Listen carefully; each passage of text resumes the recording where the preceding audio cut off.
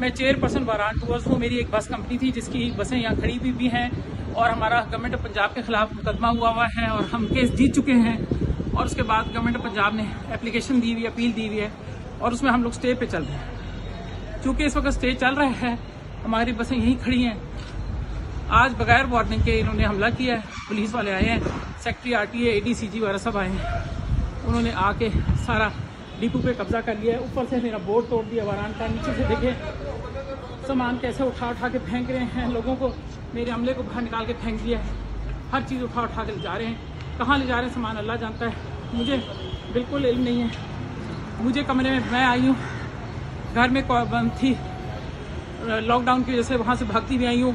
Quarantine मैं अपने आप को बंद किया हुआ था, सेल्फ क्वारंटीन था कि चले बेहतर एहतियात करनी ज़रूरी है, तो अभी भागती भी आई हूँ। यहाँ आके इन्होंने मुझे कमरे में बंद कर दिया, मेरा सामान खींचा, दफ्तर तोड़ दिया और मुझे बल्कि एक आदमी ने सोफ़ा ऐसा जोर का धक्का देके मुझे मारा है कि वो मेरे घुटने पे चोट भी लगी है। तो मैं यही कहना चाहती हूँ कि ये हुकूमत पंजाब है, ये लोग कर रहे हैं। इनकी चीज़ फैक्ट्री मेजर आजम वो इसमें इन्वॉल्व हैं, ये सारे लोग इसमें इन्वॉल्व हैं और ये जानबूझ के ये कर रहे हैं। जो कि DCO हैं यहाँ के, वो भी चूँकि फौजी हैं, उनके साथ मेजर आजम के साथ कहीं हैं, मिलने वाले हैं। इन सब ने मिल के ये शबखून मारा है मेरे साथ और इस वक्त मेरा सामान निकाल के बाहर फेंक रहे हैं। मेरा पहले करोड़ों का नुकसान कर चुके हैं, अब मजीद इसके ऊपर लगेगी। तो मैं सबसे दरख्वास्त करती हूँ कि आप सब लोग भी आवाज़ बुलंद करें और चीफ जस्टिस से खास तौर पे कह रही हूँ कि आप कब हमारी मदद पाएंगे। हम हर चीज़ कर चुके हैं, हर तरह से हमने जुडिशरी की आज़ादी के लिए इतनी स्ट्रगल की थी। तो क्या आज हमारे साथ ये है कि वो कहते हैं ADCG के मैं किसी अदालत को नहीं मानता,